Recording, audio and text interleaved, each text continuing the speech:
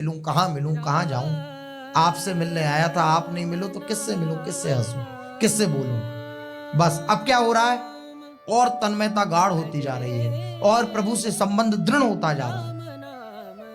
तो कभी भी ये बात हृदय में नहीं आए, हमारे इस निश्चय में कभी कोई भी वृत्ति बाधा ना डालने पाए कि प्रभु हमें मिलेंगे, निश्चित मिलेंगे, निश्चित मिलेंगे।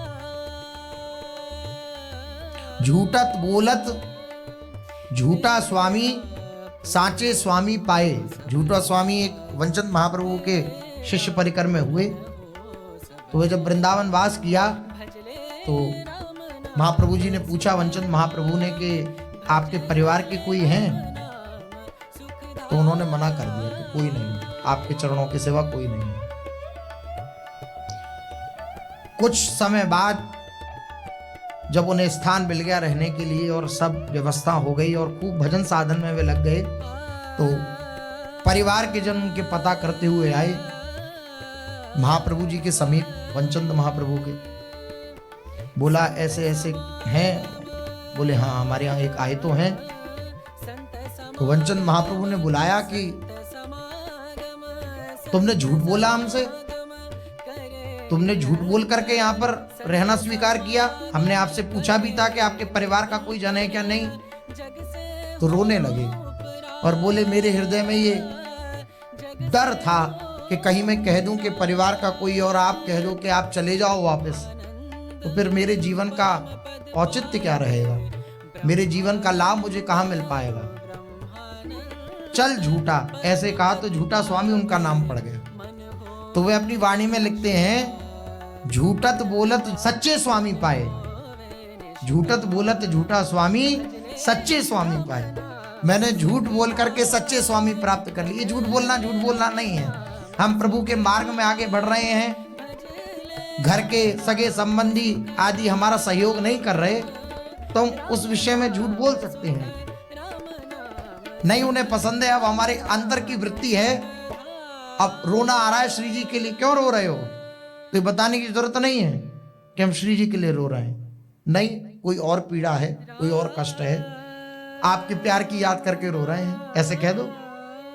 माता पिता पूछें क्यों रो रहे हो भाई एकांत में तुम बैठ के? अरे आपके प्यार की याद करके रो रहे हैं, आप कितना प्यार करते हो। बताने की जरूरत नहीं हम क्यों रो रहे हैं।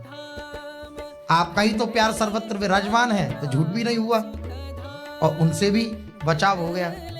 तो दृढ़ निश्चय, ये दृढ़ निश्चय ही तो है कि उनके हृदय में डर बैठ गया कि पता नहीं अगर मैंने सच बताया तो मेरा मार्ग अविरुद्ध ना हो जाए, कहीं ऐसा ना हो कि महाप्रभु जी कह दें कि तुम चले जाओ यहां से। इसलिए बड़ी विलक्षण स्थिति होती है जिसका निश्चय दृढ़ हो जाता है। पूज्य सद्गुरुदेव भगवान बतलाते हैं कि गंगा किनारे जब भ्रमण करते थे तो हर दिन ऐसा प्रतीत होता था कि आज मिलेंगे, आज मिलेंगे, आज मिलेंगे। मिल गए भगवान शंकर। ये निश्चय भगवत प्राप्ति कराता है। अब ये निश्चय दृढ़ क्यों नहीं हो पाता? केवल और केवल अन्य संबंध, और कोई इसके पीछे कारण नहीं है। भगवत प्राप्ति का दृढ़ निश्चय क्यों नहीं हो पाता? श्री जी हमें मिलेंगी ये बात दृढ़ता से हृदय में क्यों नहीं बैठ पाती? क्योंकि अभी हमने अन्य को अपना मान रखा है। कोई है हमारा, कोई है हमारे चित्त को आकर्षित करने वाला, कोई है हमारे चिंतन को खींचने वाला। इसलिए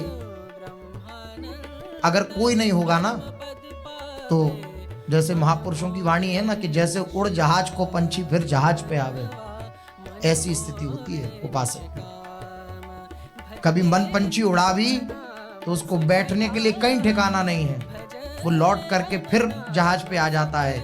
इसी प्रकार कभी मन पंछी उड़ता है तो वो लौट करके फिर दोबारा श्री जी के चरणों में आ जाता है, क्योंकि उसका कोई आसरा नहीं है, कोई सहारा नहीं है, कोई विश्राम स्थल नहीं है।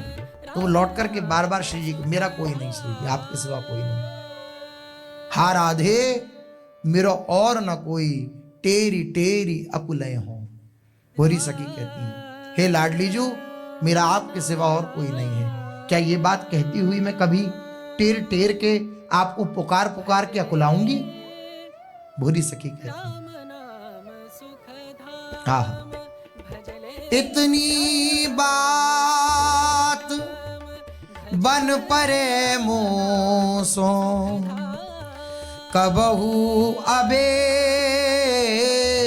सवेरो भोरी ढार ढार दृग आंसू नाम पुकारूं तेरो भोरी ढार ढार दृग आंसू नाम पुकारूं तेरो।